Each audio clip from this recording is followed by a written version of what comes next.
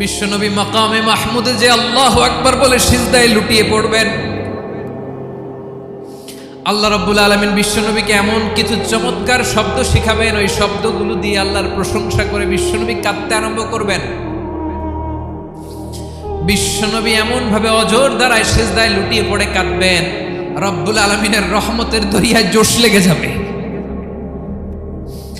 রব্বুল আলামিন এই দৃশ্য থেকে সহ্য করতে পারবেন না। রব্বুল আলামিন বলবেন, ইয়া মুহাম্মদ ইরফা রাসাক, ও নবী আপনি মাথা তোলেন, মাথা তোলেন, আপনার কান্না আমি সহ্য করতে পারি না। নবী আপনি মাথা তোলেন, সাল তুতা, আজকে আপনি যা চাবেন তাই দেব। নবী আপনি সিজদা থেকে মাথা তুলেন, সাল তুতা,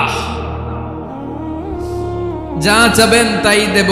ওয়াশফা তুশাফা, যার জন্য সুপারিশ করবেন তার সুপারিশ কবুল করে নেব। বিশ্বনবী এবার মাথা তুলবেন।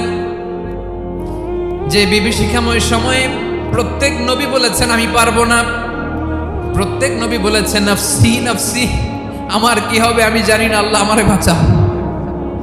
প্রতিটি নবী বলবেন নফসি নফসি, আল্লাহ তুমি আমারে বাঁচাও, আমারে বাঁচাও। বিশ্বনবী মাথা তুলবেন, তুলে বলবেন রব্বি হাবলি উম্মতি, আল্লাহ তুমি আমার গুনাহগার উম্মতকে বাঁচাও।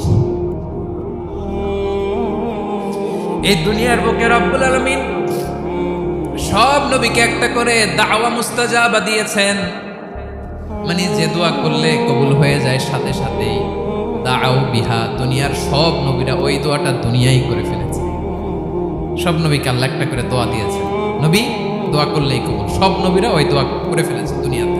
বিশ্বনবী বলেন আমি করি নাই। ওয়া ইন্নী আখতাবি দাওয়াতি শাফাআতান লি উম্মতি ইয়াউমাল কিয়ামাহ, আমার ওই